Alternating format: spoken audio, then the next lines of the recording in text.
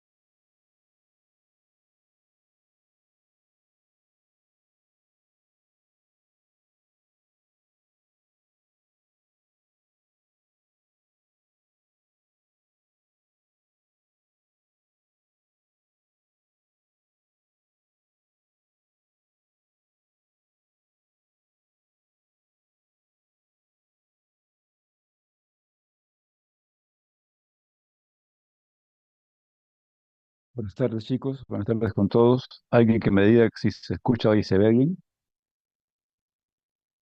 Buenas tardes, doctor. Sí se escucha. Ya, muchas gracias. Ya. Bueno, ya esperamos unos minutos dándole oportunidad a que se conectaran. Eh, Ahora los demás ya están molestando, interrumpiendo. Tienen que darse cuenta de eso.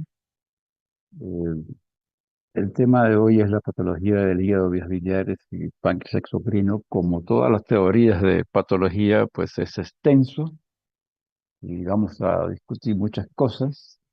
Eh, En el contexto de la virtualidad, pues es más difícil interactuar. em, y sin más dilación vamos a comenzar, porque ya esperamos unos minutitos para que se pudieran conectar, ¿no? Ahora lo correcto.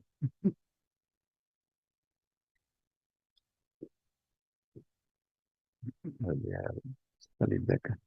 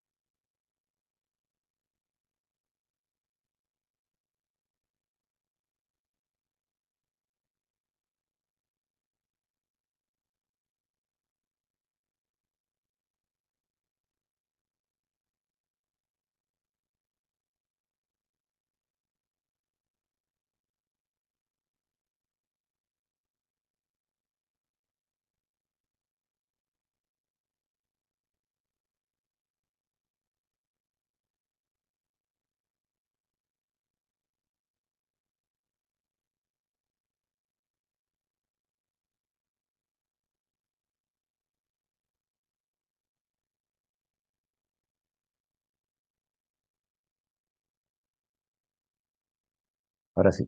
Miren, este es bueno, pues los temas que vamos a tratar. Eh, Tenemos que discutir algunos conceptos generales antes de ver enfermedades individuales, ¿no?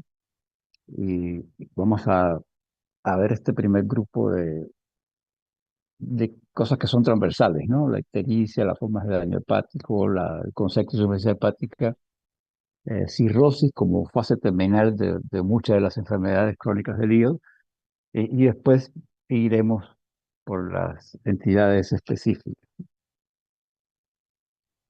Bien, comenzando por el metabolismo de la bilirrubina, esto es un repaso, porque ustedes ya lo conocen de fisiología y de histo también.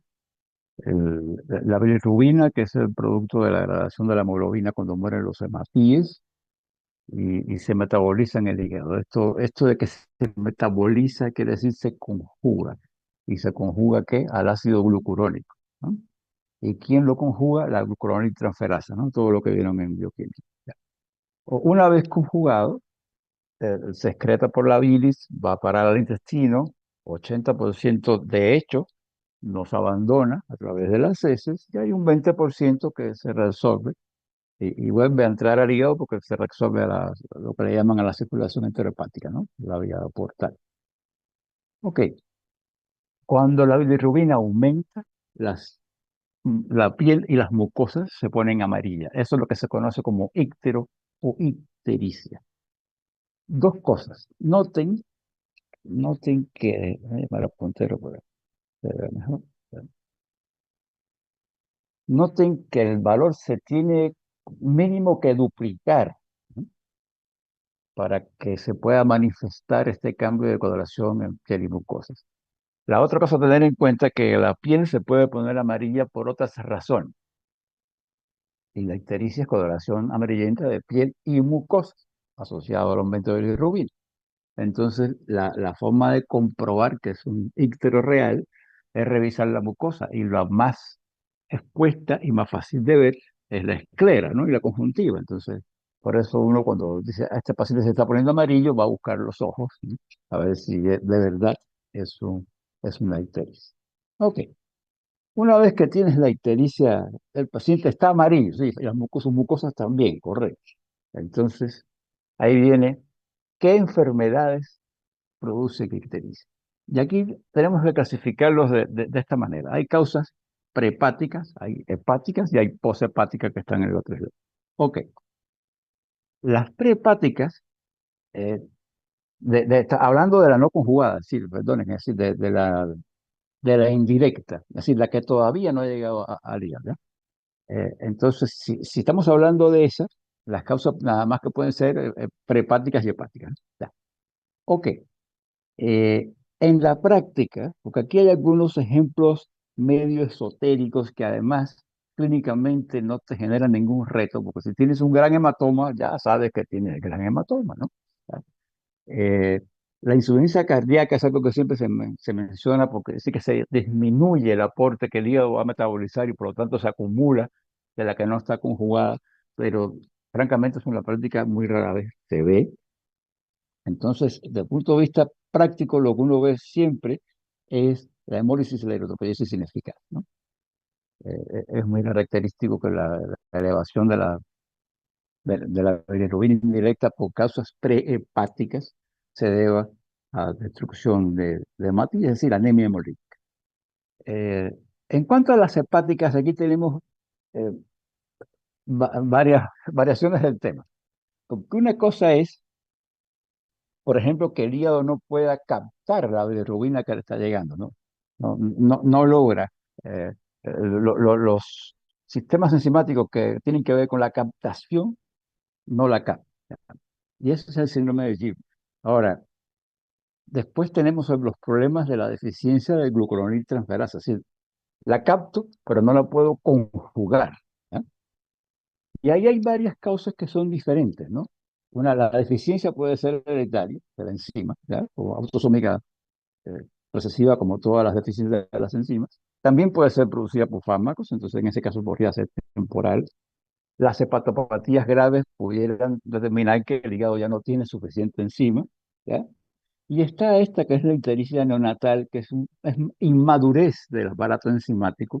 Esto no tiene repercusiones clínicas importantes, la van a estudiar en neonatología, es muy frecuente y bueno, es transitoria y no pasa nada con ella. Ok, entonces esas serían las causas hepáticas de elevación de la no conjugada. ¿Ya? En, en el caso de la conjugada, las causas pueden ser hepáticas o poshepáticas. ¿Ya? En, y ahí tenemos, ya digamos la conjugó, ¿no? Entonces lo que se va a elevar es la conjugada. No hay los problemas anteriores. Entonces, digamos que la conjugó y no la puede excretar el hepatocito.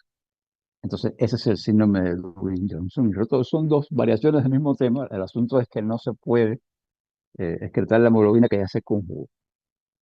La mayoría de enfermedades que vamos a estudiar hoy, en mayor o menor medida, también generan un incremento de la bilirrubina directa. La conjugada en términos coloquiales se llama directa. Y está también la colestasis intrahepática, que también tiene que ver con algunas de las enfermedades, pero también infiltraciones del parénquima por enfermedades que afectan al hígado de forma secundaria, ¿no? Como los linfomas, la sarcoidosis, la- y algunos medicamentos también. Y en el caso de las poshepáticas, piensen en las obstrucciones de las vías biliares, porque poshepática es extrahepática, ¿no? Es un incremento de bilis, un éxtasis de bilis, pero no es intrahepático, es.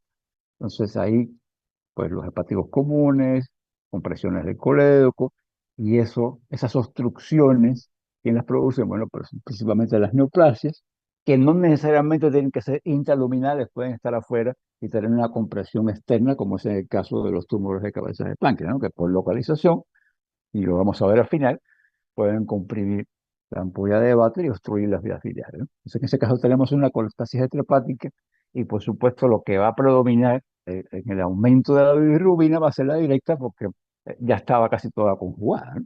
¿No? Dicho eso, entonces tenemos que verificar, a ver si puedo acá. Tenemos que verificar el, este asunto de que hay muchas formas en que el hígado se puede dañar. Es decir, hay muchos Me agentes, dices muchas. para, como para despedirnos así, de un abrazo, así. Por Y favor, o sea, así, pues, así, ay, hola, así, así, ya, chao, así. y chao, chao, muchas gracias. Esto, la, lo que estaba diciendo, muchas noxas, muchos eh, elementos que pudieran dañar el hígado, pero la manera en que responde el hígado a esa gran cantidad de cosas, que como ustedes pueden leer ahí, son de cualquier naturaleza, es limitada, ¿no? Entonces vamos a ver esas maneras porque eso es lo que vamos a encontrar en la patología del hígado, independientemente de cuál es la etiología de la enfermedad, ¿no? Hay que comprender eso. Entonces, esto se volvió a parar.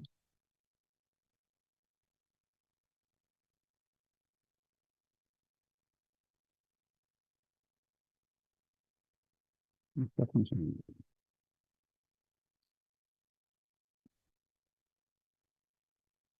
Ya, se volvió a ocurrir interferencia con la...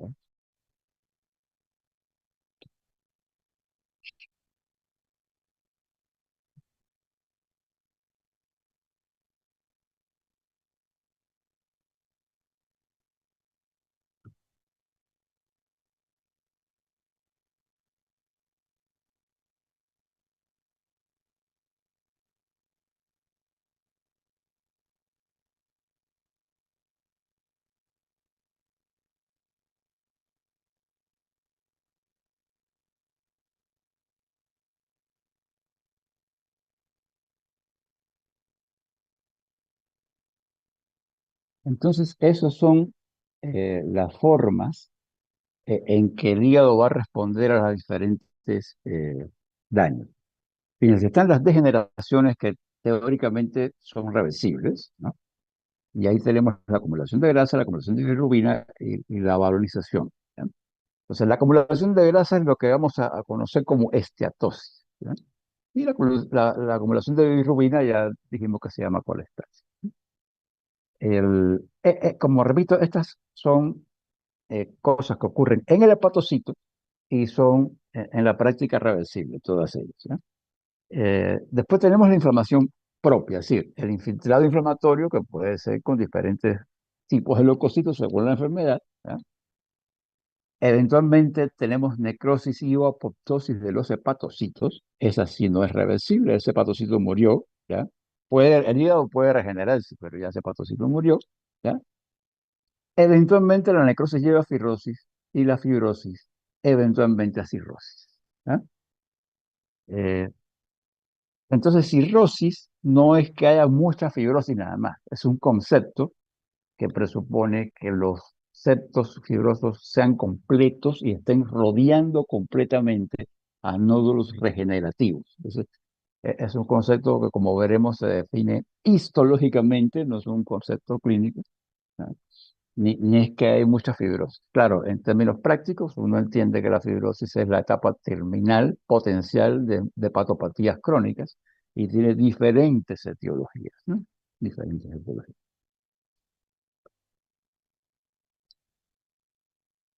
Las, las características de la insuficiencia hepática, en términos generales, sea aguda o crónica, vamos a discutir ahorita ese concepto de aguda o crónica, es relativo también, porque depende más bien no de los síntomas, sino del tiempo, ¿ya? Pero las características generales son, si tú hablas de insuficiencia en un órgano, no es precisamente que esté enfermo, es que no está cumpliendo con las funciones que está destinado, ¿no? Entonces el hígado puede tener una enfermedad y todavía no tener insuficiencia, ¿se entiende? ¿Ya? Porque además es un órgano con bastante reserva, ¿ya? Entonces, una de las primeras manifestaciones de cualquier enfermedad hepática que tengas que el hígado ya está fallando son náuseas y vómitos. La otra es la ictericia, como ya hemos visto. ¿Mm? Si el hígado está fallando, generalmente es que los que tienen menos hepatocitos en ese momento, ¿ya? Y eso es la expresión de que se están muriendo hepatocitos, es decir, hay necrosis. Las transaminasas, estas que medimos en el laboratorio, están dentro del hepatocito. Entonces, el aumento en suero de estas transaminasas lo que se está queriendo decir es que hay hepatocitos muriendo. Por eso es tan importante seguir y monitorear los niveles de transaminasa, ¿no? Después, el hígado, la otra función que tiene es pues, metabolizar el amoníaco, ¿no? El asunto es que si está insuficiente, no lo puede hacer y el amoníaco es neurotóxico. Entonces, existe este concepto de la encefalopatía hepática, ¿no? La otra función, si se acuerdan, es producir los factores de coagulación, así, de ahí se sintetizan, ¿no? Y el fibrinogen. Entonces, si el hígado está dañado y no puede eh, sintetizar los factores de la coagulación, entonces puedes tener diátesis hemorrágica porque te están faltando los factores de coagulación. ¿Ya? La otra manifestación de insuficiencia hepática es de hipertensión portal, sobre todo cuando es insuficiencia crónica, porque para que haya hipertensión portal tiene que haber, digamos, desorden estructural dentro del hígado, ¿no? Que esté de alguna manera obstruyendo el camino de la sangre desde la porta a la suprahepática, el hígado está en el medio, ¿eh? Entonces es como si estuviera una obstrucción por deformidad del flujo en los sinusoides, etcétera, ¿no? Y eso se caracteriza por el síndrome de hipertensión portal, bueno, pues asitis, esplenomegalia, varices esofágicas sobre todo, pero también las hay hemorroidales, en fin. Y siempre esto muchas veces va acompañado de la encefalía hepática que ya mencionamos. Ok. La otra cosa un poquito esotérica es el dichoso síndrome hepatorrenal. Aparentemente por trastornos del flujo renal que pueden ocurrir en los estadios terminales de las enfermedades hepáticas, entonces tienes una insuficiencia hepática en el contexto, por decir, de una cirrosis y de pronto te empieza a fallar el riñón y sencillamente es por esto, ¿no? Se llama síndrome hepatorenal. Más misterioso todavía es que a veces sucede en la insuficiencia aguda y ahí ya está más difícil hablar de trastornos hemodinámicos que lleven a alteraciones de flujo, pero lo cierto es que, aunque raro, ocurre. Si eres más característico de la insuficiencia crónica hepática, pero se puede ver en la aguda. Ok, cuando hablamos de insuficiencia hepática, uno dice, bueno, claro, la aguda presupone que tenga una destrucción abrupta, ¿no? Del parénquima. Es decir, se me mueren muchos hepatocitos en poco tiempo. El paciente no tenía insuficiencia y ahora sí tiene, ¿ya? Y la crónica uno la entiende como una cosa más insidiosa, ¿no? Que va así, solapadamente empeorando y pueden pasar años y no sé qué. Entonces, claro, este es el concepto general, pero hay criterios más estrictos y aquí se trata de eso. Fíjense que, y se lee en eso, aquí tienes que cumplir este tiempo. Es decir, por agudo que te parezca algo, si tiene más de 26 semanas, ya es crónico, ¿ya? Como insuficiencia. Y la otra cosa, tiene que haber clínicamente, de manera comprobada, digamos, un hígado sano, o si había una enfermedad hepática que estuviera compensada, ¿no? Entonces, claro, se descompensó. Antes, antes tú conocías que tenía la enfermedad, pero no había insuficiencia. Ahora comenzó la insuficiencia, tiene menos de 26 semanas, entonces tú lo puedes llamar aguda. Eh, y aquí está, pues, las causas más comunes, ¿no? Eh, Fíjense que incluye algunas de las hepatitis, tanto virales y no, y muy curiosamente, la ingesta deliberada o accidental del paracetamol, ¿ya? Entonces, mucho cuidado con los catarros y las gripes, porque puede suceder, ¿no? El paracetamol en dosis altas puede ser hepatotóxico. Y además, cuando se manifiesta la hepatotoxicidad, suele haber necrosis más o menos masiva de hepatocitos, ¿no? Entonces, por eso lleva a una insuficiencia hepática aguda, ¿no? Y la necrosis masiva o submasiva, digamos, sería el sustrato morfológico de la insuficiencia hepática aguda, ¿no?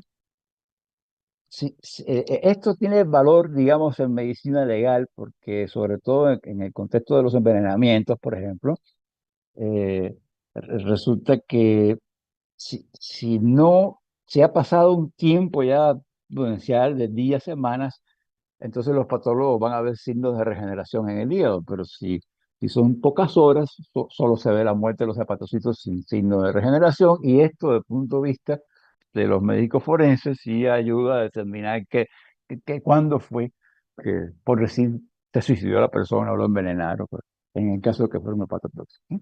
Ya.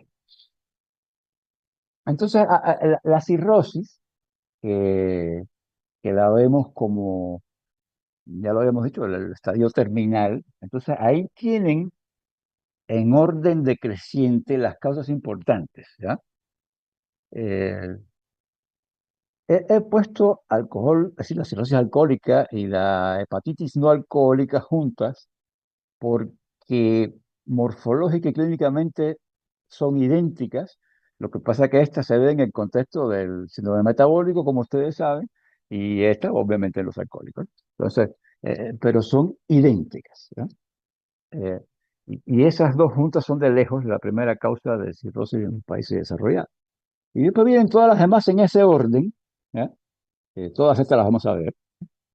Y hay un 15% de cirrosis que uno nunca se entera de por qué, por qué la tiene el paciente. Acuérdense que la definición es histológica. Esto lo preguntan en todos los exámenes y es nódulos regenerativos rodeados por septos fibrosos, rodeados completamente. Yo le agregaría por septos fibrosos. ¿Ok?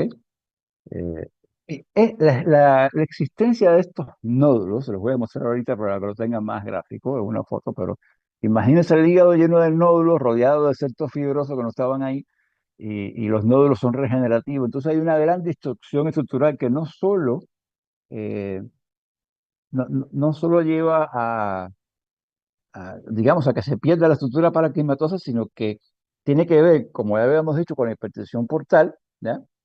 Y no solo eso, acuérdense que cualquier regeneración acelerada es un entorno que propicia la ocurrencia de mutaciones, primer hit, segundo hit, y el desarrollo de neoplasias malignas, ¿no? Entonces, en carcinoma hepatocelular, el riesgo está incrementado en todas las cirrosis, independientemente de su etiología.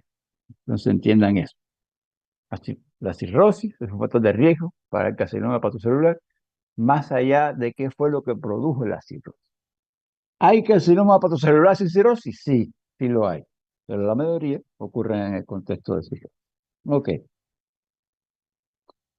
y ahí tienen, ¿no? Nódulos regenerativos totalmente rodeados por septos fibrosos. Eso es una coloración de tricrómica donde la colágena se tiñe de azul. Entonces, por eso es que ven esta solícula. Pero ahí lo importante, por hematocilina se podría ver también. Ahí lo importante es ver que los nódulos están completamente rodeados por fibrosis y el patólogo ya reconoce de que estos nódulos son nódulos regenerativos, ¿no? Ok, el concepto es nódulos regenerativos rodeados completamente por septos fibrosos. Y eso es lo que lleva al desorden estructural con las consecuencias que ya hemos mencionado. Esto no es una clasificación, es como para entender las circunstancias clínicas que se te pudieran presentar. La mayoría de las cirrosis son mixtas, ¿ya? Es decir, que hay nódulos más grandes de 3 milímetros y nódulos más chiquitos. ¿Cuál sería el asunto de los nódulos más chiquitos? Que probablemente no lo puedes palpar, ¿no? Entonces, sería lo más importante. Y hay cierta relación con algunas etiologías, pero eso no se cumple en realidad digamos, no es estadísticamente significativo. Entonces, eso para puntualizar que esto no es una clasificación. La clasificación sí va a ser siempre todo etiológica. Ahí tienen el hígado cirrótico típico, ¿ya? El hígado cirrótico típico. Eh, Fíjense, el hígado, en muchas de las causas de cirrosis, durante el tiempo que no es cirrosis todavía, probablemente hay hepatomegalia en algunas de ellas. Pero ya cuando el hígado es cirrótico, más bien se encoge. Entonces es un órgano duro que es más pequeño de lo que era, ¿no? Eh, pero obviamente tiene todos los nodulitos, ¿no? Entonces esta, por ejemplo, es una cirrosis mixta, ¿no? Se ve macroscópicamente y lo más probable es que puedas palpar esta superficie. Y sobre todo si el paciente es delgado, vas a sentir que el hígado eh, tiene estas nodulaciones. Claro, cuando son todos micronódulos es muy difícil de palpar, ¿no? Y si el paciente tiene ascitis, también es muy difícil de palpar.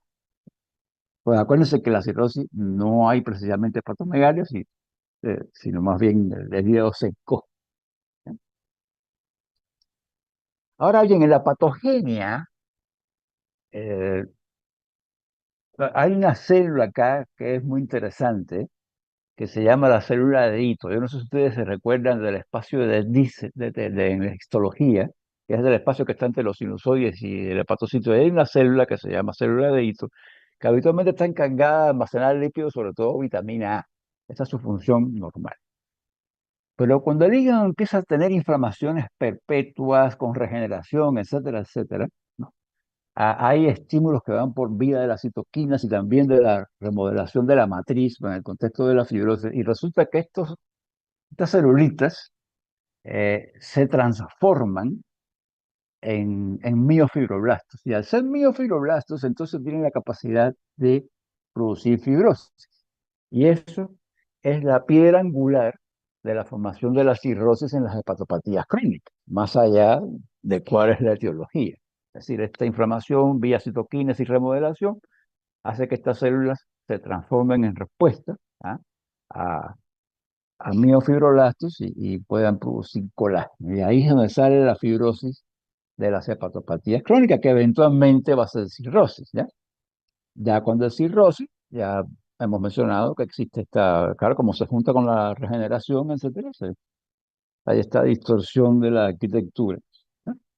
Eh, ahora, traten de imaginarse cuáles son las presentaciones clínicas de la cirrosis, porque se van a sorprender que la mayoría no tienen presentación clínica. La mayoría de los pacientes con cirrosis andan caminando por ahí, ni ellos saben que tienen cirrosis, ni los médicos tampoco, ¿no? Eso es lo más frecuente. La mayoría son silentes, ¿no? Obvio que la manifestación más característica sería la insuficiencia hepática progresiva, ¿no? Y la hipertensión portal, que ya la hemos mencionado, que viene con su encefalopatía hepática de los tiempos terminales, ¿ya? Ahora, habíamos mencionado el síndrome hepatorrenal, eh, más raro, pero también existe el síndrome hepatopulmonar. Y aquí se habla de dos cosas. En el contexto de la cirrosis puede haber una hipoxia que es asociada a fenómenos de vasodilatación en los capilares pulmonares. Y la otra cosa es que la hipertensión portal puede ser transmitida a la red pulmonar, produciendo hipertensión pulmonar. Por cualquiera de esas dos vías puede haber insuficiencia respiratoria, es decir, hipoxia, y eso se llama síndrome hepatopulmonar. A diferencia del hepatorrenal, que es más frecuente en la insuficiencia crónica, pero rara vez se ve en la aguda, este solamente se ve en la insuficiencia hepática crónica, ¿ya? Y no olvidarse como presentación, como la mayoría de las cirrosis son silentes, lo cierto es que una descomposición abrupta de una cirrosis muchas veces es producida por la aparición de un carcinoma hepatocelular. Es decir, algunas cirrosis se manifiestan por la aparición del carcinoma hepatocelular. Ahí nos enteramos recién que, que tenía una cirrosis. Ok. Entonces aquí tienen una combinación clásica, un hígado cirrótico con nódulos pequeñitos. Fíjense que tiene una gran colestasis, está verde oscuro la cantidad de bilis que tiene. Ya dijimos que esto debe ser principalmente conjugado, ¿ya? Puede haber algo indirecta también, ¿ya? Y por la hipertensión portal, ¿qué tenemos? Una esplénica gigante, porque hay una hipertensión portal, porque aquí hay dificultad para que pase la sangre. Y tenemos esta enorme esplenomegalia.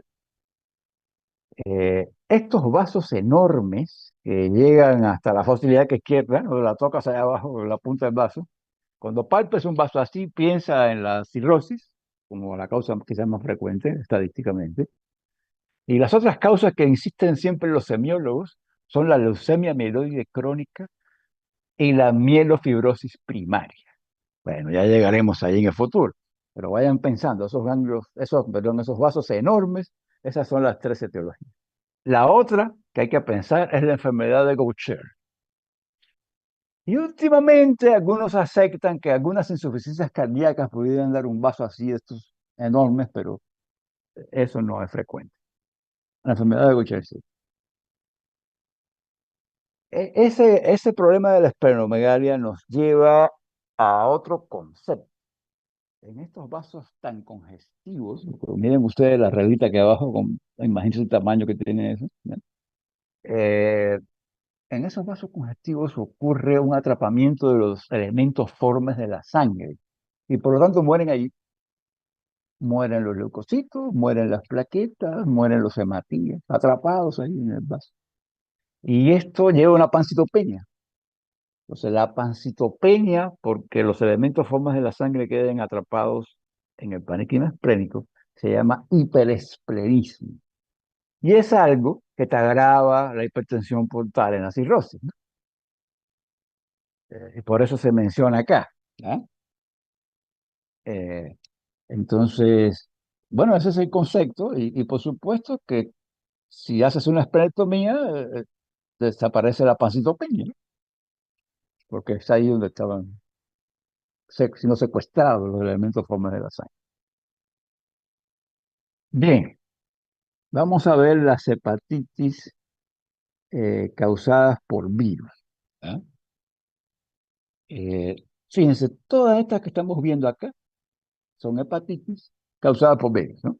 Es decir, virus que lesionan el hígado y te pueden dar cierto nivel de insuficiencia, lo que sea, sintomático, ¿no? Ya. Entonces tenemos la mononucleosis, la fiebre amarilla, y ahí todos estos otros, ¿no? Todos esos son virus que producen hepatitis. Pero en la práctica médica, cuando uno dice hepatitis viral, se refiere a este grupo de virus, particularmente patotropos, y que van de la A a la E. Lo que pasa es que lo que uno entiende es que en los primeros mencionados son enfermedades virales sistémicas que, entre otras cosas, afectan el hígado, ¿no?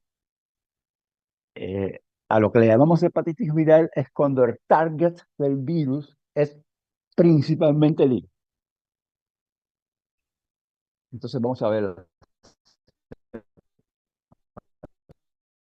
clínicos patológicos, se ven en una hepatitis viral, entendiéndose de la A a la E, ¿no? Bueno, aquí hay varias cosas que hay que entender y no todos los virus producen todos los síndromes, y eso lo vamos a precisar uno a uno, pero vamos a ver en general qué posibilidades pudiéramos enfrentar, ¿ya? Primero, tenemos una infección asintomática. Entonces, ¿cómo sé que tuvo la infección? Ah, porque en el laboratorio quizás se elevó las transaminasas, además le encontré los anticuerpos, en fin. Entonces, el paciente no tuvo síntomas, pero hay alguna evidencia de que tuvo una hepatitis por uno de estos virus. Es una, es una de los síndromes, digamos, que se pueden presentar, ¿no? De los escenarios.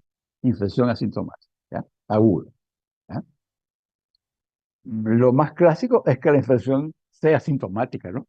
¿Ya? Y entonces se manifiesta la enfermedad. En medicina interna siempre le van a insistir en estos cuatro afasis, ¿no? Eh, en realidad, el valor clínico que tiene esto es que, bueno, pues en el periodo de incubación, pues nada, no hay nada. Y después tienes una fase que se parece a la sintomática de arriba, ¿no? La transaminasa puede que se mueva, pero no hay clínica, no hay ictericia, no hay sintomatología, no hay náusea, no hay vómito, no hay nada. En la fase ictérica sintomática ya es la hepatitis propiamente dicha y después la convalescencia. Bueno, eso es para los exámenes de medicina interna, no acá. Eh, la otra cosa que se puede presentar es lo que le llamamos una hepatitis fulminante, es decir, ya no es el cuadro de una eh, ictérica sintomática, es que hay necrosis submasiva en el hígado y por lo tanto te desarrolla una insuficiencia hepática aguda. Entiendan que la mayoría de las hepatitis agudas no llegan a la insuficiencia hepática. No viene con trastorno de la coagulación, no viene con encefalopatía menacral, ¿se dan cuenta? ¿Ya? Eso quiere decir que la reserva de hepatocitos está muy disminuida, que ha habido mucha necrosis en poco tiempo, ¿no? Entonces, esa sería el otro escenario que se te da una hepatitis viral, ¿no? Pero también la hepatitis viral, algunas de ellas pueden convertirse en crónicas, ¿no? Eh, y algunas, como el virus C, solo es crónica. Y acá, en esto de la hepatitis crónica, puede haber o no progresión a cirrosis. Y si hubiera cirrosis, entonces ya toda la sintomatología con hipertensión portal, con lo que fuera. Pero fíjense que aquí hay una cosa curiosa, y otra vez manda el tiempo. Es decir, si tú tienes la sintomatología va a ser la misma y están más o menos movidas las transaminasas igual, pero arbitrariamente, pero estricto. Si tú te encuentras con todos los síntomas en 5 meses, todavía no le llamas crónico. Tiene que llegar al medio año. Es muy importante. ¿Ah? Es muy importante. Incluso tú no haces una biopsia para estudiar una potencial causa no viral de repente, mientras no pasen los 6 meses. ¿Sí? Porque no tiene mucho sentido. Y el otro escenario que se puede dar en algunas hepatitis, bueno, sobre todo la B, es el portador asintomático, ¿no? Entonces, el portador asintomático que alberga el virus no tiene síntomas, pero lo puede transmitir, ¿no? El concepto de...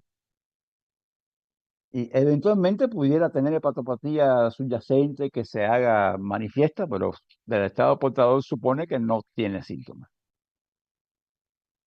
Entonces vamos una a una, ¿eh? Porque no todas generan todos esos escenarios, ¿no? Vamos a ver la hepatitis A. Bueno, mire, la hepatitis A, bueno, no le van a preguntar acá en patología si es un picornavirus, si tiene cubierto o no, pero hay que ponerse, ¿no? Ya. Bueno, es un virus ARN, observen el periodo de incubación, entre 2 y 6 semanas. Esta es la clásica hepatitis de la comunidad con transmisión fecal oral, ¿no? Una de esas epidemias de hepatitis A, ¿ya?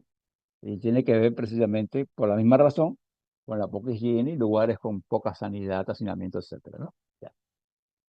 Lo que ocurre es que los linfocitos CD8 y los natural killer están directamente destruyendo los hepatocitos que tienen el virus. El virus va, se mete en el hepatocito, ¿ya? El sistema inmune reacciona, pero reacciona de esta manera, una respuesta citotóxica. Van por el virus, pero lo que pasa es que el virus está dentro de la célula, entonces el hepatocito muere en ese proceso, ¿no? Y, y de eso se trata la patogenia básica de esta enfermedad. Eh, Fíjense lo que está en rojo, ¿no? La mayoría de los casos se cura.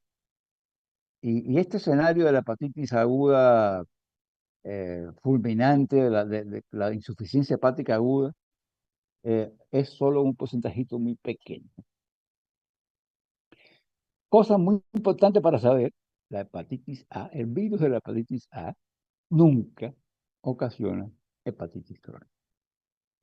No existe la hepatitis crónica por virus A, por lo tanto, nunca es agente etiológico de una cirrosis. Y bueno, hoy en día tenemos una vacuna que es eficaz. Ok. La hepatitis B, el virus de la hepatitis B no es un virus ARN, es un virus ADN. ¿Ya? Y este sí tiene cubierta. Ok. Fíjense, el periodo de incubación aquí es diferente, de 4 a 26 semanas. Y la transmisión es una transmisión parenteral. Entonces, esto implica el sexo, la transfusión de la transmisión vertical esta que puede ocurrir en los partos, ¿ya? El uso de las agujas compartidas en los drogadictos, en fin. Entonces, fíjense, porque el periodo de incubación acá es bastante largo, o puede ser bastante largo. Digamos, si es por vía sexual, hay gente que ni se acuerda qué fue lo que pasó hace 6 meses, ¿no? Entonces, bueno, pues ojo con eso. También tenemos una vacuna y este detalle de que puede coexistir con hepatitis D. El asunto es que al virus D le hace falta que haya virus B. Él no puede estar solito, ¿ya? Entonces, en una hepatitis B puede haber hepatitis D, así virus D sobreañadidos. Veremos las consecuencias en hepatitis. Ya. Eh, a diferencia de lo que ocurre con la hepatitis A, porque la hepatitis A, el daño, ok, los linfocitos CD8 van y destruyen los hepatocitos porque van por el virus, ok. Aquí también, pero eso es en lo que le llaman fase proliferativa. El problema es que hay una fase integrativa. Y en esa fase integrativa, el DNA del virus se incorpora al genoma. Y al incorporarse al genoma, se queda ahí, ¿ya? Toda la vida, ¿no? Se ha perpetuado, ¿eh? O pudiera quedarse, ¿ya? Y eso genera entonces una serie de circunstancias que no son posibles en la hepatitis A, ¿ya? Primero, que el virus él mismo se puede convertir en un oncogénito. Entonces, en la hepatitis B, eh, tú puedes llegar al carcinoma hepatocelular por la vía de la patopatía crónica cirrosis, como cualquier cirrosis, pero pudiera darse el caso de que haya carcinoma hepatocelular en ausencia de cirrosis, ¿ya? Porque en ese caso el virus solito actuó como un oncogénito. La otra cosa es la potencial cronicidad, porque, eh, claro, aquí puedes tener una hepatitis aguda, ahí quedó, como vamos a ver, pero como el virus sigue ahí, y cuidado, el estado de portador, que es muy, en realidad pertenece a la hepatitis B, es también por lo mismo, ¿no? Porque puede que el virus se quede, no produzca daño, pero está ahí, ¿ya? Entonces lo pueden transmitir, ¿ya? Y por eso los escenarios de la hepatitis B son los más complicados, porque puede hacer una hepatitis aguda, como hacía la A, ¿ya? Con todas sus clínicas son igualitas, ¿sí? Eh, Puede hacer una insuficiencia hepática, aquí el porcentaje también es pequeño, similar a la A, ¿ya? Puede convertirse en un portador, miren la cifra que se estima ahí en el planeta. Aquí sí existe la posibilidad de convertirse en una patopatía crónica, este es el porcentaje, y ya mencionamos el carcinoma hepatocelular, ¿no? Entonces, eh, fíjense que acá casi todos los escenarios se dan, ¿no? Todos los escenarios posibles de la hepatitis, el virus B los tiene. El virus C es un ARN, ¿ya? Y miren qué curioso, esto casi nunca produce hepatitis aguda, pero es la causa más frecuente de la crónica viral, ¿eh? Es la causa más frecuente. El periodo de incubación idéntico al B, la forma de transmisión idéntica al B, el riesgo de carcinoma hepatocelular idéntico al B, hasta peor, ¿ya? Porque siempre se cronifica, ¿no? ¿Ya? Y a diferencia del B, en este no tenemos un estado de portador, ¿no? No hay un estado de portador.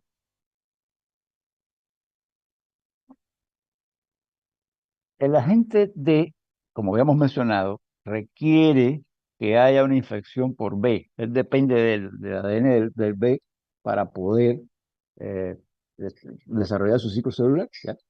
Ahora, cuando esto ocurre, cuando un virus D se monta en un virus B, lo que ocurre clínicamente es que se empeora el outcome de la hepatitis B y también aumenta el riesgo de cirrosis y el riesgo de carcinoma hepatocelular. Entonces, eso sería, digamos, el hecho que te ligue ese D arriba del B, el asunto es que todo empeora, ¿no? Ya. Ahora, con respecto a la hepatitis E, fíjense, la hepatitis E es idéntica a la A en términos de transmisión, casi nunca, por no decir nunca, se cronifica, a no ser que los pacientes sean inmunodeprimidos. Bien. Entonces, misma forma de transmisión, mismo periodo de incubación, generalmente con una hepatitis aguda que no llega a ser insuficiencia aguda, ¿no? Ahora, ¿dónde se ve la insuficiencia aguda? En las mujeres embarazadas. Y esto es otro misterio, porque fíjense que la mujer embarazada que, que, que pues, se pone de mala suerte y liga un virus E, la mortalidad es altísima, altísima. Y esto no se sabe, esto no ocurre con la A, ni ocurre con las demás. Es decir, es decir, en todos los virus, el hecho de que la paciente esté embarazada presupone un aumento de riesgo, pero no este, ¿no? Aquí el problema es que de las embarazadas que liguen un virus E, de 5, una va a fallecer. Entonces, es tremendo, ¿no? Eso, hay mil teorías, ninguna explica por qué el virus E, ¿no? Pero hay que tenerlo en cuenta, porque el hecho que, claro, cuando eres médico y una mujer embarazada te liga una hepatitis E, pues, pues los cuidados del caso. Vamos a ver, ahora resulta que hemos visto la diferencia entre la A, la B, la C, D, E. ¿Ah? Bueno, pues no sé si la buena o la mala noticia es que la histopatología en realidad es prácticamente idéntica para todos los virus. Es decir, la mayoría de cosas que vamos a ver la vemos en cualquier tipo de hepatitis viral, ¿no? Acuérdense que empezamos diciendo el virus reacciona de forma limitada a diferentes noxas. Entonces, claro, el hígado, ¿no? Entonces, bueno, si tenemos diferentes virus, ¿por qué no se van a aparecer? Si en definitiva el hígado tiene formas limitadas de reaccionar. ¿Ya? Entonces, algo que le llamamos el sustrato morfológico de la hepatitis aguda, lo que vamos a ver es inflamación, balonamiento, que ya explicamos lo que es, necrosis o apoptosis de los hepatocitos. Eso eventualmente recibe el nombre de cuerpos de Konzelman en este contexto, pero bueno, son necrosis o apoptosis de los hepatocitos. Y un detalle que tengo que ponerles énfasis, porque ustedes tienen y con lógica, tienen el chip es decir, inflamación aguda, neutrófilo, ¿no? Ya. Bueno, aquí no es así, ¿eh? Mucho ojo con eso.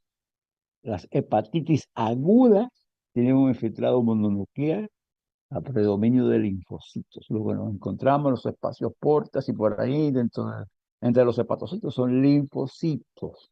No es que no haya un neutrófilo, un eosinófilo, acá a verlo, pero es predominio de linfocitos, por muy aguda que sea la hepatitis.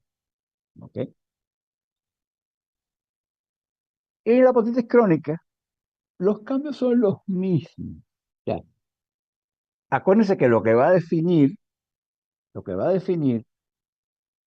es el tiempo. Si esto te dura 6 meses con clínica, es una hepatitis crónica. Ahora, con más tiempo, más allá de los 6 meses, se dice que la necrosis de interfase es característica de la cronicidad, pero no necesariamente. Te puedes encontrar una necrosis de interfase a los 5 meses, eso todavía no es crónico. ¿Ya? La necrosis de interfase es que se mueren los hepatocitos que están muy cercanos al espacio porta. Eso le llaman lo que separa el espacio porta de la primera línea de hepatocitos, es la membrana limitante, le llaman. Entonces, cuando hay necrosis ahí, se ve microscópicamente como en sacabocados, y eso le llaman la necrosis de interfaz. ¿Ya? Eh, y al final, la cirrosis, que eventualmente puede llegar a cirrosis. Claro, no esperas ver fibrosis ni cirrosis antes de los 6 meses, ¿no? Sería la figura. Pero quiero que entiendan que en 7 meses puede haber esto nada más, y en 8, y en 9, y en 10. ¿Ya? Es decir, no puedes distinguir, a no ser que tengas fibrosis, no puedes distinguir bien entre la crónica y la aguda, porque las células van a ser igual linfocitos, ¿sí? Y si hay balonamiento, necrosis, va a depender del grado de actividad, ¿ya? Y ese es el asunto. Una hepatitis crónica puede tener buena actividad, con buen índice necrótico, con las transaminasas altas. ¿Ok? Entonces, la morfología de esto, eh, vamos a empezar por acá, que sería, pues, obviamente crónica, ¿ya? Casi cirrosis, pero como no, quizás por el espécimen no logramos ver que lo rodee completo, no lo pudiéramos asegurar, pero ya hay fibrosis que se extiende de espacio porta a porta, ¿no? Y casi yo apostaría que cirrosis, ¿no? Pero bueno, no la veo acá. Ok, pero este está crónico, ya.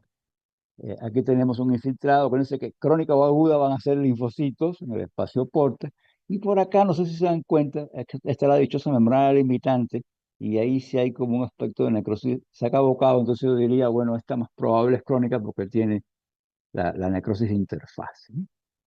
Si nos vamos a lo agudo acá, esto es una hepatitis aguda, digamos, de las ordinarias, donde hay unos linfocitos, hay congestión, pero lo importante es que hay estos, estos hepatocitos apoptóticos, ¿sí?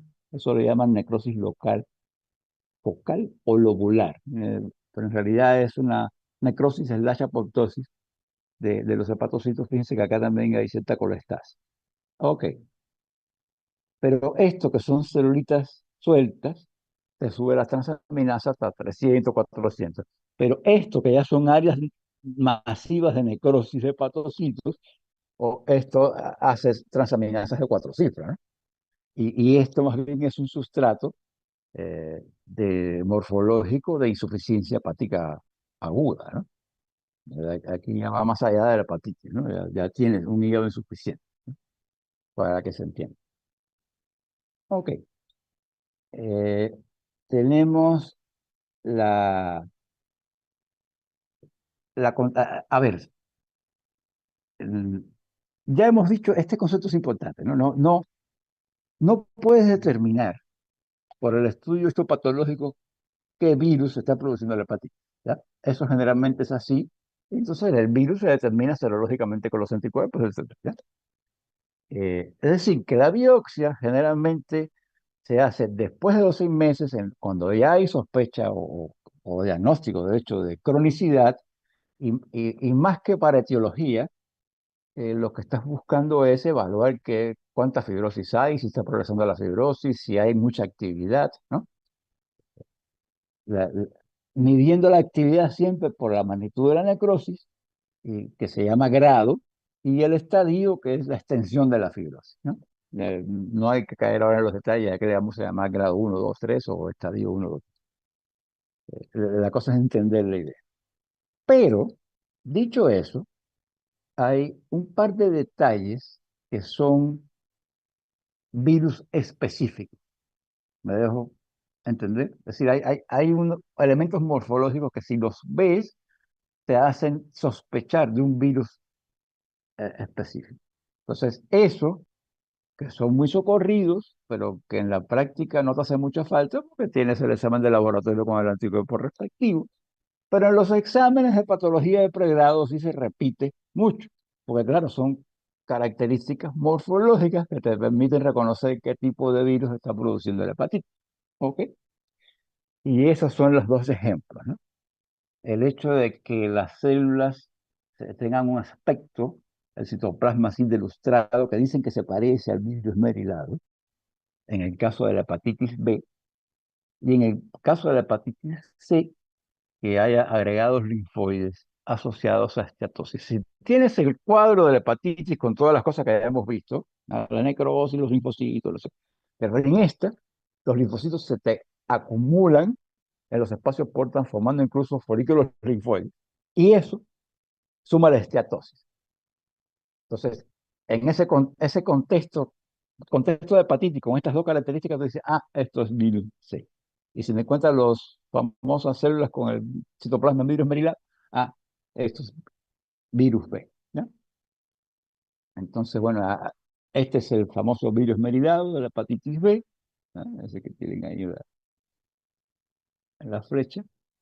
Y esta es la combinación de, en el contexto de un hígado con hepatitis, le ves agregados linfoides con folículos y esteatosis, ¿eh? Acuérdense que la esteatosis es la acumulación de grasa en el citoplasma, ¿eh? Entonces los hepatocitos se parecen un poco a los adipocitos, ¿eh? No es que lo sean, ¿eh? Ok. Más allá de las virales, el gran problema que tienen los clínicos a veces es cuando una enfermedad se hace crónica, si no habría confirmación de uno de los virus serológicamente, ¿y esto qué es? Bueno, una de las más importantes es la hepatitis autoinmune. Como todas las enfermedades autoinmunes, más frecuentes mujeres, como todas las enfermedades autoinmunes, muchas veces viene con las otras, con el Hashimoto, con el síndrome de Sjögren, con la artritis reumatoide, con el lupus eritematoso, en fin, ya. Ok. Eh, y por eso con frecuencia van a tener anticuerpos antinucleares y también anticuerpos antimúsculo liso. Entonces, muchas veces el diagnóstico, estás lidiando con una patología crónica, tienes una biopsia que te dice efectivamente hay cirrosis con tal grado de actividad o hay fibrosis con tal grado de actividad, pero tienes estos anticuerpos, ¿ya? Ahora, ¿qué cosa distintiva hay en la morfología, además de lo que tienen todas las hepatitis, ¿ya? Es que aquí predominan las células plasmáticas. Fíjense que hasta ahorita no habíamos hablado de células plasmáticas en todos estos infiltrados, ¿no? Entonces, si tú ves que tienes una hepatitis crónica, con diferente grado, con diferente actividad, lo que quiero decir, con diferente magnitud de necrosis o diferente estadio de fibrosis, ¿ya? Entonces, le encuentras células plasmáticas en el infiltrado, ¿ya? Eso automáticamente te lleva, es casi patognomónico, no vamos a decir que es patognomónico, es casi patognomónico de la hepatitis autoinmune. Lo importante es que esto hay que reconocerlo pronto, porque tiene muy buena respuesta Y aquí la respuesta es precisamente dar inmunosupresores. Entonces tú no le das inmunosupresores a una enfermedad viral, ¿no? Entonces el diagnóstico diferencial aquí es muy importante, ¿no? Eh, el problema es que si no la tratas pronto, la evolución a cirrosis y muerte es galopante, ¿eh? Y sin embargo, si la tratas, si la diagnosticas a tiempo y la tratas, el pronóstico es muy bueno, muy bueno. Entonces de eso se trata, ¿no? La, bueno, una de las célebres, ¿no? De la tarde, la patopatía alcohólica, ¿no? Como ustedes pueden leer ahí, porque ya dijimos que el alcoholismo es la causa más frecuente de cirrosis en los países industrializados, ¿no? Los virus pueden ser en algunos otros países, B y C, ¿no? Eh, Fíjense, si ustedes leen ahí, el alcohol eh, usa todas las formas posibles para dañar el hepatocito en términos bioquímicos, ¿no? Ese sería el punto. No es que tenga una sola vía que, que, que va a dañar, no, no, es multifactorial, ¿no? Se hace daño de todas las maneras posibles, ¿no? Y le llamamos hepatopatía alcohólica a aquella producida por el alcohol, valga la redundancia, ¿no? Pero eso tiene estas tres variedades: la esteatosis, la llamada hepatitis alcohólica y la cirrosis alcohólica. Antes que se me olvide, ya que ustedes son mis alumnos, no voy a, por lo menos voy a tratar de evitar que cometan el error de decir cirrosis hepática, ¿ah? La única cirrosis que hay en medicina es la del hígado. Entonces es una terrible redundancia decir cirrosis hepática. Se dice cirrosis nada más, ¿ya? Ok, bueno, tenemos estas tres. Eh, Cuando hablas de esteatosis es porque solamente hay esteatosis. Entonces, que habíamos dicho al principio, este es el hígado graso, la metamorfosis grasa que ustedes estudiaron en patología general. Esto es un cambio reversible. Esto no tiene por qué generar una insuficiencia. Generalmente no mueve transaminasas, generalmente, porque no hay, no hay muerte de hepatocitos, ¿no? Puede estar el hígado grande, puede haber hepatomegalia, eso sería el síntoma, ¿no? Eh, la hepatitis alcohólica, ya entiéndanlo, como si estuvieras hablando de una hepatitis viral. ¿Sí? Hablas de hepatitis y cuando tú hablas de hepatitis así sintomática, ubícate que subieron las transaminasas y por lo tanto hay necrosis hepatocitos, ¿no? Es decir, esa es la idea. Entonces tenemos una hepatitis que es inducida por el alcohol, es decir, hay daño hepático con necrosis, inflamación, balonamiento, todas esas cosas, ¿ya? Pero no es viral, es producida por el alcohol. Y por último la cirrosis, pero ojo, esto no es necesariamente un continuo. Si bien en muchos alcohólicos tienes, obviamente siempre vas a tener primero un hígado graso, pero no necesariamente pasas por una hepatitis alcohólica para desarrollar una cirrosis. Y no necesariamente el que hace una hepatitis alcohólica termina teniendo cirrosis. Entonces, no es precisamente un continuo, ¿no? Hay que entender eso. Entonces, hablando de la esteatosis, fíjense, la esteatosis, de hecho, la leve, ocurre después de cualquier fiesta, ¿eh? Cualquier sábado violento, eso que ustedes han tomado un montón, al día siguiente tenían una esteatosis, ¿eh? Lo que pasa es que es reversible, ¿ya? Buena noticia, ¿ya? Y me imagino que es que ustedes han detenido el consumo de alcohol. Esto es lo que se ve, ya lo vimos, ¿ya?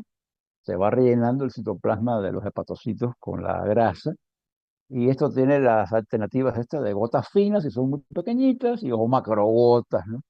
Macrovesicular si las gotas son más grandes, entonces se llama gota gruesa. Ya. ¿Qué esperan del hígado? Bueno, pues grande, aumentado de peso, y amarillo porque está lleno de grasa, ¿no? Aspecto graso. Entonces, es eso, literalmente. Hígado grande, hepatomegalia, aumento de peso, lleno de grasa, se pone amarillo, ¿no? Acuérdense que el hígado es medio pardo rojizo, así, está amarillo, ¿no? Ok, ya mencionamos, si hablamos ya de hepatitis, hay necrosis, ¿no? Balonamiento, ya vimos lo que era, ¿ya? Lo que pasa es que en este caso, porque el balonamiento, acuérdense que es como un edema intracelular y cambia la disposición de las proteínas del citoesqueleto. Entonces, acá ese cambio de disposición de las proteínas es más exagerado. y se generan los cuerpos de Mallory, que se los voy a mostrar después. ¿Ya? Ahora fíjense, insistimos muchísimo en que el infiltrado inflamatorio de las hepatitis es por linfocitos, pero en el caso de la hepatitis alcohólica resulta que predominan los neutrófilos. ¿Ya? Entonces, un cuadro histológico de hepatitis con neutrófilo es sugestivo de hepatitis alcohólica. ¿Ya? Y la otra cosa que es interesante, porque en las hepatitis virales la fibrosis suele comenzar en los bordes, es decir, en los espacios porta y se va extendiendo a los otros espacios porta, ¿no? ¿Ya? Pero acá más bien comienza en la zona de la vena central, es decir, lo que le llaman la zona 3 de los globulillos hepáticos, y alrededor de los sinusoides. Claro, eso lo puedes ver cuando la ves comenzando, ya cuando está totalmente desarrollada la cirrosis, no, ya es cirrosis, ¿no? Indistinguible, ¿no? Pero si la ves de comienzo, tiene esta característica. Entonces tenemos las características de una hepatitis, pero obvio, en la mayoría de hepatitis alcohólicas vas a tener esteatosis previa, ¿no? Entonces tienes necrosis de hepatocitos con esteatosis, pero si te fijas ahora, las celulitas son neutrófilos, las que están entre los hepatocitos. Entonces, esa es lo que te da la claridad de, bueno, esto es una hepatitis alcohólica. Y estos son los famosos cuerpos de Mallory, que no son más que una reorganización, eh, un cambio de estructura de las proteínas del citoesqueleto en el contexto del balonamiento físico grande de la célula, ¿ya? Que ha tenido por el daño alcohólico, ¿no? No son característicos, pero no son patonomónicos. Y la cirrosis alcohólica está claro que es, bueno, la etapa terminal, ¿ya? Importante, la cirrosis en términos morfológicos va a ser idéntica a todas las demás, ¿no? No, quizás le quede un poco de esteatosis, pero eso, miren ustedes, podría ser una hepatitis C, ¿no? Que se hizo cirrótica. Y ahora dos cosas interesantes, miren. Resulta que de los alcohólicos, y habría que decirlo así, este porcentaje como que suena poco, ¿no? Eh, entonces resulta que de los alcohólicos solamente de 10 al 15% hacen cirrosis. Uno esperaría que fuera más. Esto, esto presupone que no es suficiente ser alcohólico, ¿no? Te hace falta cierta predisposición, genética o no, para que las células de hito lleguen a hacer una fibrosis nivel cirrosis, es decir, una fibrosis nivel cirrosis, ¿no? La otra noticia interesante es que las mujeres son más susceptibles. Y aquí hay otro dato, es decir, si las mujeres son alcohólicas, entonces este porcentaje es mayor, ¿ya? Esa es una. La otra es que las mujeres son más susceptibles a volverse alcohólicas con el consumo de alcohol, a tener en cuenta, ¿eh? Entonces tenemos una con hematoxilina ahora, ya sin la coloración anticrómica, pero tenemos nódulos regenerativos totalmente rodeados de septo fibroso. Tenemos una cirrosis y aquí está asociada a esteatosis, ¿ya? Entonces uno dice, bueno, esta morfología es típica, si no diagnóstica, pero es típica de la alcohólica o del NASH, ¿no? NASH es non-alcoholic steatohepatitis, ¿no? Steatohepatitis no alcohólica. Entonces, son idénticas, lo dije al principio, ¿no? Son indistinguibles. Por eso es interesante, porque hace muchos años los semiólogos franceses le llamaban cirrosis alcohólica o nutricional. Muy interesante, ¿eh? Estamos hablando del principio del siglo pasado, ¿eh? Entonces, según el cuadro, ya ustedes pueden más o menos tener una idea, ¿no? Si solo tengo una estatosis, va a predominar la hepatomegalia. En realidad, en muchas ocasiones es asintomática y pudiera haber cierta elevación de bilirrubina y fosfatasa alcalina, pero digamos detectable en el laboratorio, no clínicamente, ¿eh? La hepatitis viene con todo lo de la hepatitis, con los síntomas de la hepatitis. Claro, lo que pasa es que no tiene un periodo de incubación, eso, ¿no? Porque no es viral, no es infeccioso, ¿ya? Eh, y lo claro, el escenario acá es que el paciente ya toma mucho, ya tiene una esteatosis y un buen día tomó mucho, más de la cuenta, y hace esta hepatitis alcohólica. ¿No? Hay quien dice que las formas disminuidas, mínimas, incipientes de hepatitis alcohólica forman parte de la resaca, ¿no? Hay quien dice. Y que por eso tiene pues la astenia, y la media náusea. Ya no estás borracho, pero todavía tienes náusea. Ok, al día siguiente, ¿no? Hangover. Ya, cuando hay la cirrosis, la sintomatología, igual que todas las demás, es muy frecuente la hipertensión portal. Ahora vamos a ver estas otras hepatopatías hereditarias que también son causas de cirrosis. ¿Ya? La hemocromatosis, la enfermedad de Wilson y la deficiencia de la glicina. Todos estos son deficiencias de enzimas. Y siempre ponchen que las deficiencias de enzimas siempre son autosómicos recesivas. ¿No? En el caso de la hemocromatosis, lo que se acumula es hierro porque hay un defecto en la absorción intestinal y se absorbe mucho. ¿Ya? Pero esto tiene que absorberse mucho, es acumulativo. Entonces, aunque se habla de primaria y secundaria, claro, la primaria siendo la hereditaria, la verdad que la secundaria es medio esotérica. Eh, Puede que haya un incremento de hierro, pero no llega a producir daño. Antes se llamaba hemosiderosis, porque no se ve la fibrosis, ¿no? Había una tribu por África que usaba unos caceroles de hierro mal fundido. Entonces era tanto el hierro que comían que hacían una suerte de hemocromatosis secundaria, pero esas cosas de verdad que no se ven en la práctica. Cuando ves una hemocromatosis, hoy en día es primario, ¿no?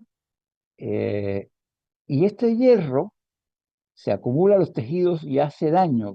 Los tejidos terminan estando atróficos porque ha habido muerte de las células por tanto hierro y además hay fibrosis secundaria. ¿Ya? En el hígado ocurre una cirrosis. Acuérdense que ya quedamos que el cirrosis es un término que solo se puede aplicar en el hígado. ¿Ya?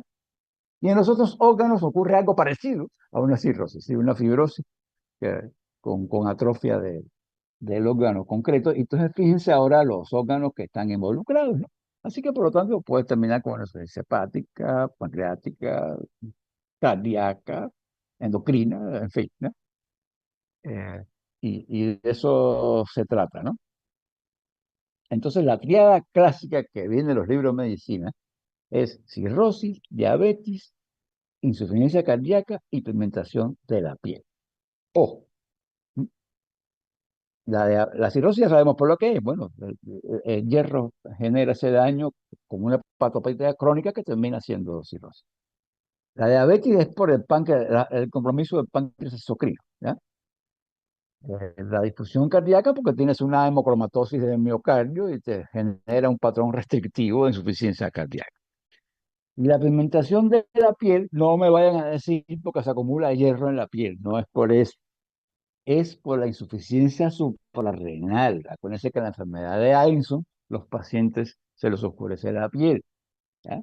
Y eso tiene que ver porque la melanotropa se parece bioquímicamente a la CTH. Entonces, como acá, hay una insuficiencia de la suprarrenal, hay poco corticoide y eso dispara la hipófisis produciendo supuestamente CTH, pero es que son muy parecidas bioquímicamente, entonces se produce también la estimulante de los melanocitos. Y por eso en la enfermedad de Addison, que es la insuficiencia suprarrenal crónica, hay pigmentación de la piel. En este caso, producida por enfermedad de Addison, producida por hemocromatosis, ¿no? Y siempre se ha dicho, acuérdense, en todas las cirrosis está incrementado el riesgo de carcinoma hepatocelular. Se dice que en la hemocromatosis más todavía. ¿Sí? Ok. Entonces, la triada clásica, cirrosis micronodular, compromiso pancreático, compromiso renal, y todos bien precisitos, ¿no? Por la cantidad de hierro que hay. Entonces, lo que está viendo acá es una coloración especial, si hacíamos la coloración azul de Prusia o tinción de Pearls, Esto probablemente se van a mencionar también en hematología, porque los hematólogos lo usan en los mineralogramas.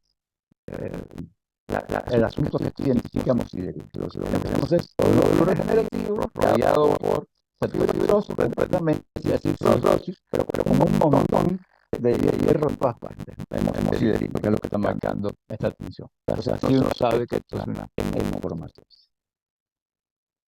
La enfermedad de Wilson es la acumulación de cobre, ¿no? Bueno, pues hay una mutación en el gen, que tenemos cromosoma 3, y fíjense que esa mutación se asocia con varias cosas, porque disminuye el transporte de cobre por la vida, se disminuye la unión a la célula plasmina, y después se disminuye también la liberación de las células plasminas en la sangre, y por lo tanto todo conspira para que haya acumulación de cobre. Bien. Dice ahorita importante, ¿ya? Es que se acumula en estos tres lugares, y aquí técnicamente la pregunta siempre, en patología no sé, pero en clínica va a venir para acá, ¿por qué? Bien. Esto se va a parecer en términos clínicos y morfológicos a una cirrosis, por decir alcohólica, va a ser igualita. Entonces, con esteatosis y todo. Entonces, si tengo una cirrosis y tengo manifestaciones neuropsiquiátricas, pero eso podría ser reflejo de la encefalopatía monacal en el contexto de la insuficiencia hepática crónica, ¿no? Entonces, ¿dónde está la caminada clínica? En que busques el depósito de cobre en los ojos, y eso es lo que estoy preguntando, ¿ya? Entonces, son los famosos anillos de Kaiser, ¿ya? Se ven en la correcta. Es que la presentación es variable, pero se parece mucho a una cirrosis alcohólica. Porque como ven ahora, todo es hepatitis aguda que podría pasar como hepatitis alcohólica, hepatopatía crónica que termina en cirrosis, bueno, si hace esteatosis, estos núcleos vacuolados, sí, la verdad es que la alcohólica también lo puede tener. Entonces, hoy por hoy, lo importante es sospechar como que existe los anillos de Kaiser-Fleischer. Entonces ahí te vamos a demostrar que hay coloraciones especiales para cobre en tejido, pero el rol estándar hoy en día es la detección molecular de la mutación, por PCR o por NGS. Y generalmente lo que se llama la PCR, porque tú estás buscando puntualmente esta mutación. Por muchos años, lo que se ha hecho es medir, sacar un promedio de hígado, descargarlo, extraer el cobre en el laboratorio. Entonces había este punto de quiebre para decir hay demasiado cobre en el tejido hepático y por lo tanto es una enfermedad de Wilson. Esto todavía, aunque no se hace pregunta, por hoy se hace PCR para la detección molecular de la función. Ok. Entonces tenemos la tercera de estas enfermedades hereditarias, que es la deficiencia de FAB1 antitrypsin. A ver, se los voy a narrar primero para que se den cuenta de la relevancia que tiene estos exámenes a veces. En todos, en el MIR, en el ENAN, en todos, en el LI, el MIBRIF, en todos. Hasta en la RICH. La cosa es la siguiente. Tienes el hígado produce la fluoresceina es una antielastasa. La función lo dice todo, antielastasa. ¿Quién produce la elastasa? Los neutrófilos. Entonces, ¿dónde es que hay neutrófilos de forma natural? En el pulmón. ¿Por qué? Porque nuestras vías respiratorias están en contacto permanente con el medio ambiente, ¿no?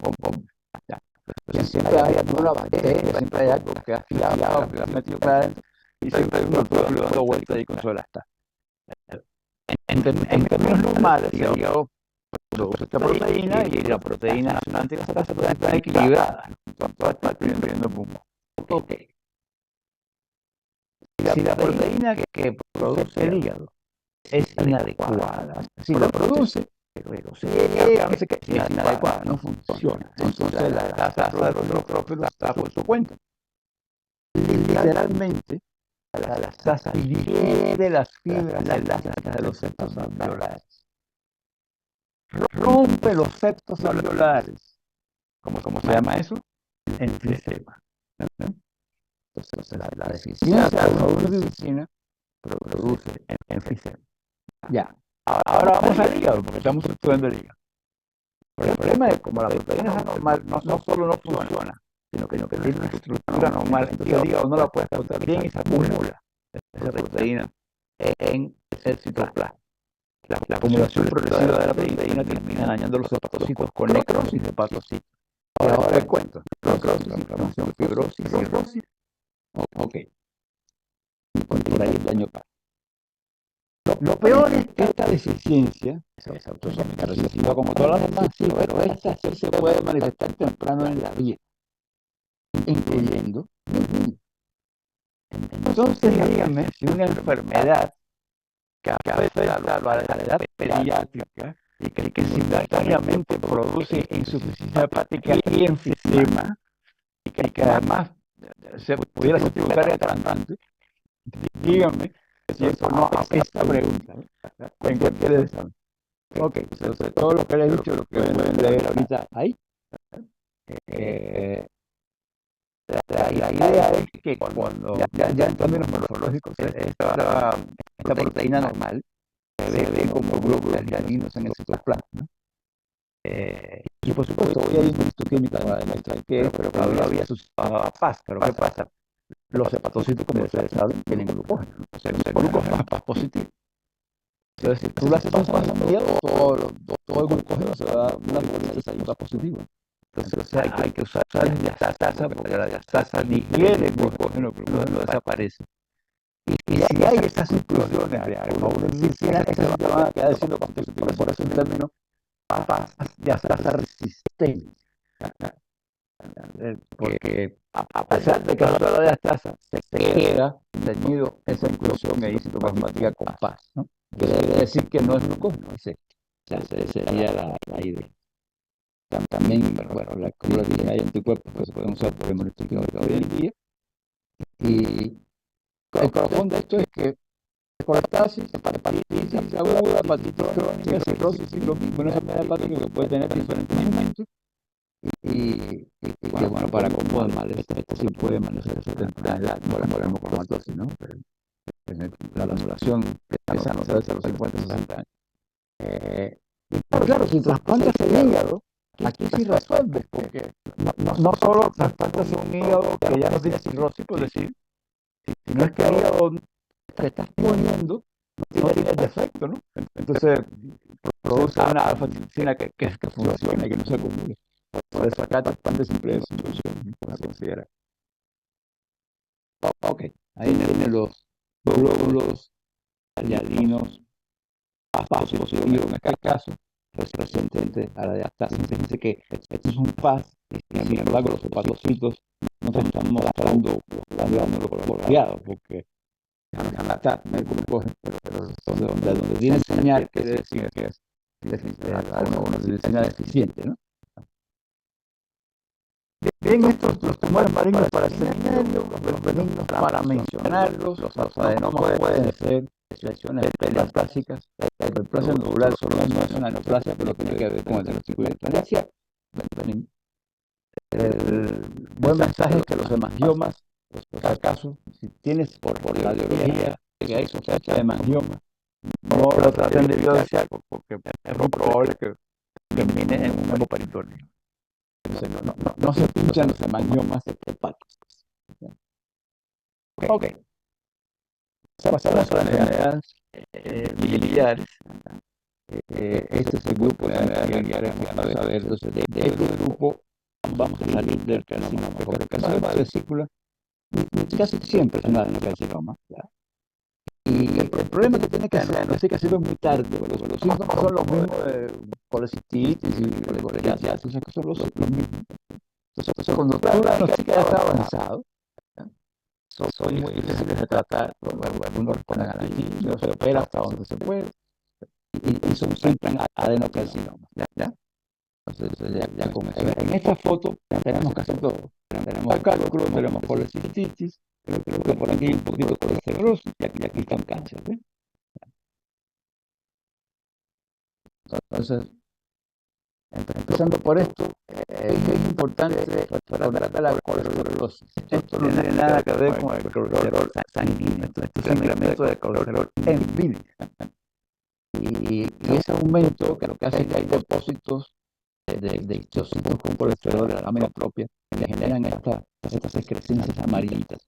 Buena noticia, esto es asintomático y no genera ningún problema. ¿Ya? Ni sistémico, ni en la vesícula tampoco. ¿Ya? A veces puede ser pólipo y llega a formar pólipos. Esos pólipos se llaman pólipos colesterolosos, pero igual quedan el susto en la ecografía. Uy, tiene unos pólipos en la vesícula. Bueno, si son colesterolosos, no pasó nada. Ok, este es el caso. Y histocitos cargados de colesterol en la lámina próxima de la vesícula, sin otra repercusión. Ponemos los cálculos. Ahí tienen algunos datos que son interesantes. Primero, dice que la mayoría son asintomáticos. ¿Eh? La mayoría son de colesterol y los otros de pigmento. Muchas veces son mixtos. La clínica, bueno, ustedes saben, doctor, tenemos con derecho, que puede ser constante o puede ser con integral. Cuando hay un cálculo, siempre hay colecitis crónica. Siempre. Imagínate una piedra rozando con la atmósfera constantemente de la vesícula. Más, no tiene que ser una. Como vamos a ver, puede haber 2, 3, 4. Ahora, los cálculos a veces se relacionan con la aguda, pero la aguda puede ocurrir sin cálculo también. Ya. Y esa aguda, se llama perforación, ocupa los cálculos, estamos hablando. Y siempre las colesterol van asociadas a riesgo de pancreatitis. Entonces, aquí tenemos los factores de riesgo, los más importantes están en rojo, ¿verdad? Fíjense que todos los nativos del continente tienen es un riesgo un nativo del continente. Ser indio de Centro y Norteamérica, cualquiera, es una predisposición para los cálculos. No por gusto, en nuestro entorno está frecuente. Bueno, hay otros factores de riesgo. Este es importante, por ejemplo, las pérdidas aceleradas de peso con las dietas también son. Bueno, pero la buena noticia es que la mayoría son asintomáticos. Desde que tenemos colesterol, ya lo vimos, es un calculito. Pero acuérdense, puede haber uno, puede haber dos, puede haber muchos. Ok, aquí tenemos la tabla abierta con unos cálculos facetados, que son mixtos aparentemente con el color que tiene. Y esto siempre va a traer colecitis crónica en ocasiones, colecitis aguda. Hablando de la crónica, es inflamación crónica de linfocitos fibrosis, ¿ya? Y la aguda ya es neutrófilos con fibrina. Y claro, entiendan, una colecitis aguda viene siendo algo parecido a una apendicitis aguda, ¿no? Aparece en el neutrófilo, puede haber necrosis efectiva, hay fibrina, depósitos de fibrina, inflamación transmural. Por eso se ve así. Por eso mire que tiene estas cosas. ¿Ya? Y estas son las complicaciones. Esta patología es más fácil de entender, ¿no? Y ahí tienen una clásica colecitis aguda con los depósitos de fibrina muy rojo a toda la pared. Y las micros a ver neutrófilos médicamente. La crónica, por otra parte, es inflamación crónica, aunque los síntomas son prácticamente idénticos, son más escandalosos en la aguda, ¿no? Aparte la aguda puede venir con fiebre, esto no la crónica, ¿no?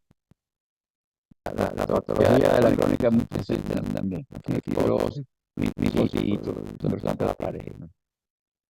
Y este es un detalle curioso, porque a veces uno ve muchas tendencias a sacar los cálculos, no está del todo justificado, porque fíjense que 2 de cada 100 son los que van a tener carcinoma. Entonces, como que es cuestionable cálculos asintomáticos. Ya tengo cálculos, bueno, un poco El síntoma sí, pero si no, pues es cuestionable. Hay pacientes que dicen, no voy a correr el día, no cumpla. ¿Sí? Y claro, esto en general, pero siempre hay que saberse que estas dos formas de colecistitis crónica sí se incrementa el riesgo. Entonces tú ves en una ecografía algo que parece una colecistitis clorotrófica o la llamada vesícula porcelana, esa sí mejor la sacas, porque ahí la frecuencia de cáncer es mayor. Aquí por ejemplo, tienen una vesícula de porcelana, porque se parece a la porcelana, blanco nacarado. La esclerotrófica lo dice el nombre, ¿no? Esclerotrófica y esclerosis. Esto se lo pongo para que hagan un simple ejercicio ustedes mismos. Depende de dónde está el cálculo, si serán los síntomas, ¿no? En el árbol biliar, y no solo el cálculo, sino hasta las lesiones, los tumores, etc. Si está en la posición A, te dará pues una colecistitis asociada, ¿no? Si está en C, hará un histerotractivo, porque va. Si está en D, no va a producir una obstrucción del colédoco, pero sí puede producir una obstrucción del túbulo pancreático, puede haber pancreatitis crónica o aguda. Si está allá en el intestino, no tiene por qué producir síntomas, se va a escapar con la citis. Entonces, esto hay que entenderlo así, y esto también aplica a lesiones que no sean calculosas, ¿no? Ahí tienen muchos calculitos que están en el colédoco y la vesícula está grande, distendida. Fíjense que no es aguda, no está ni roja, ni. Uno podría apostar, oye, estos calculitos están acá, ya era un montón. Y tienen razón. Claro, estos chiquititos escaparon, los más grandes, ¿no? Entonces ahí tienen una colecistitis crónica con su colelitiasis, bebés, colelitiasis con colecistitis crónica, que los calculitos se han escapado al colédoco. Los tumores del árbol biliar, del cístico para allá, los hepáticos, el hepático común, el colédoco, la sabella hepática. Bueno, las cosas que hay que saber son adenocarcinomas. Pueden lo mismo sobresalir hacia la luz o produciendo el engrosamiento de la pared o ambas cosas. ¿Ya? Todos se caracterizan por tener una desmoplasia notoria. Desmoplasia es que el estroma es muy fibrótico, como están en el árbol biliar, van a producir silicio obstructivo. Y bien verde se pueden, los pacientes ya no se ponen amarillos, se ponen verdes. Claro, los de la ámpula de Bartter son difíciles de diferenciar clínicamente de los duodenales o pancreáticos por la localización, ¿no? Pero a la larga los síntomas sí van a ser los mismos, sobre todo en cabeza pata. O sea, ahí tiene, por ejemplo, el carcinoma de la ámpula de Bartter, que produce obstrucción del colédoco, probablemente con histeris obstructiva, fíjense cómo está dilatado el colédoco. Y lo que estaba mencionando, ¿no? En este caso, como tenemos abierto, se ve que está saliendo de la ámpula, pero el páncreas está detrás. Y esta es la mucosa del duodeno. Eso bien podría, radiológicamente, podría ser muy difícil decir, bueno, esto es el páncreas, esto es otra cosa. Y hay uno de ellos que por la localización siempre se estudia parte del cerebro sensana, que es el tumor de Klatskin. El problema es que si ustedes ven en este caso, que no es el Klatskin, es el cuello. Bueno, pues eso es difícil de sacar, ¿no? Por eso existe la resección esta de Whipple, que sacan un montón de cosas. Pero si está, el problema es que Klatskin es la localización, ¿no?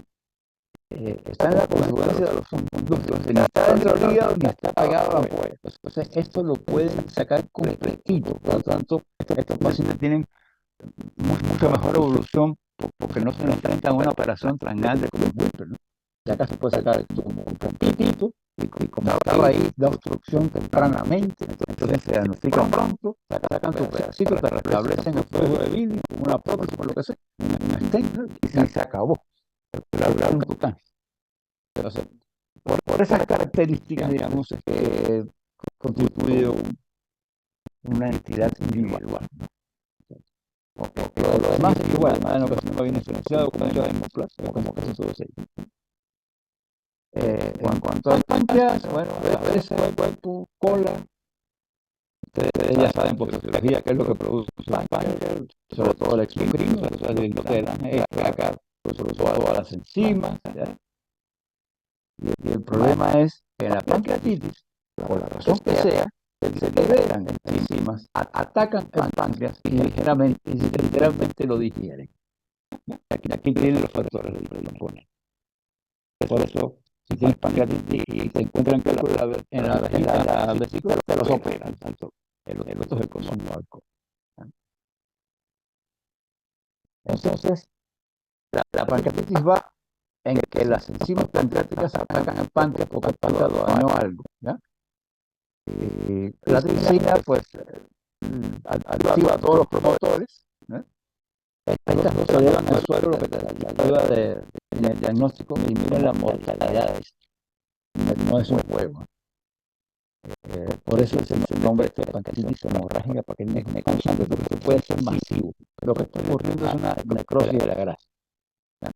Pero como hay enzimas proteolíticas, no solo es la grasa, también se dañan los vasos, se daña el parénquima completo. Por lo tanto, la combinación morfológica aquí va a ser necrosis de la grasa con hemorragia, con inflamación. Además, calcificación hipertrófica, en este contexto le llaman pavones de calcio. ¿Ya? Entonces, la triada, ¿no? La necrosis, la grasa, la hemorragia, la inflamación y jabones de calcio, ¿no? Esa es la morfológica de la pancreatitis. Pero hay estos casos, digamos, leves, donde tienes unos foquitos de necrosis grasa con un poquito de hemorragia, ¿no? ¿Ya? Tienes algo un poco grave, para no hablar de esto.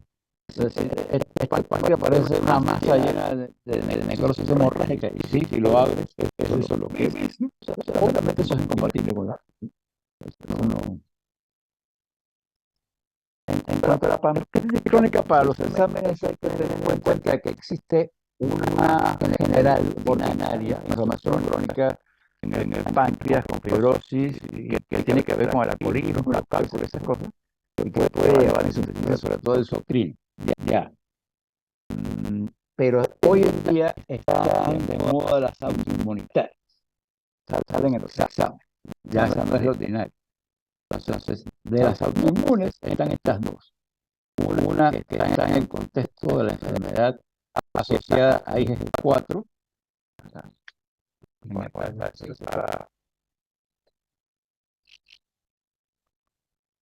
Se me salió el aviso de la batería, perdón.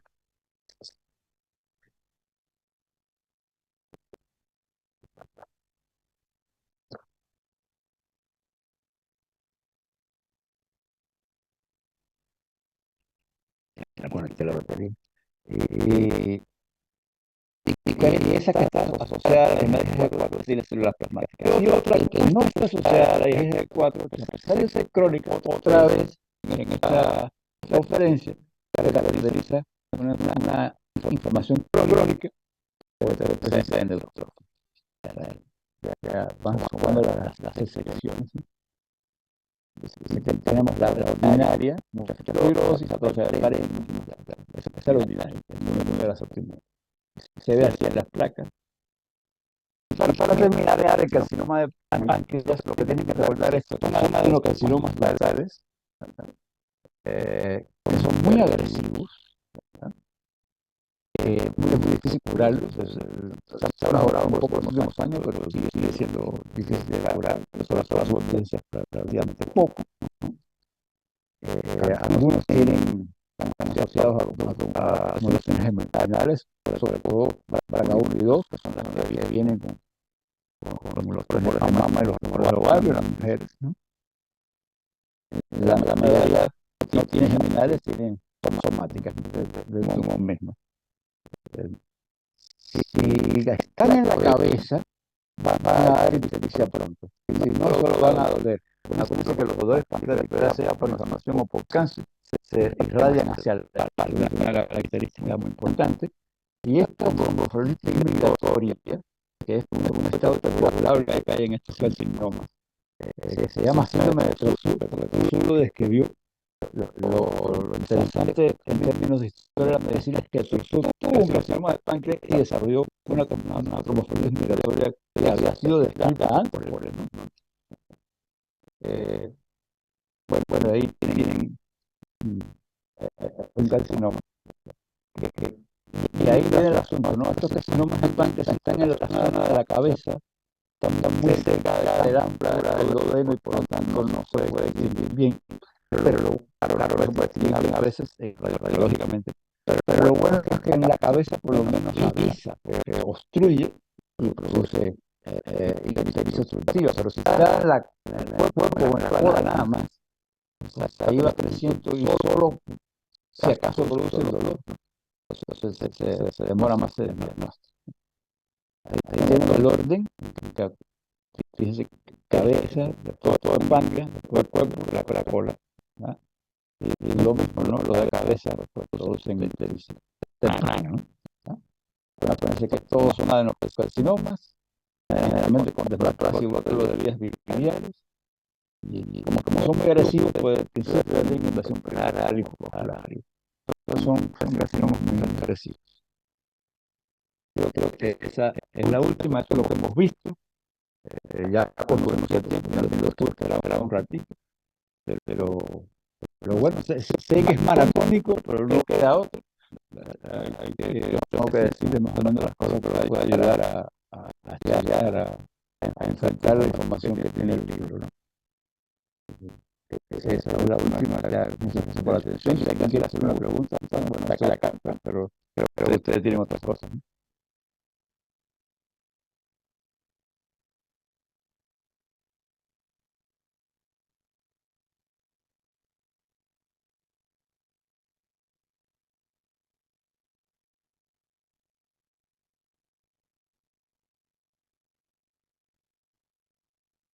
¿Hay alguna pregunta, chicos? Todo claro, doctor. Bueno, pues entonces ya nos vemos. Ya ocurre. Hasta luego, doctor. Gracias. Hasta luego. Gracias, doctor.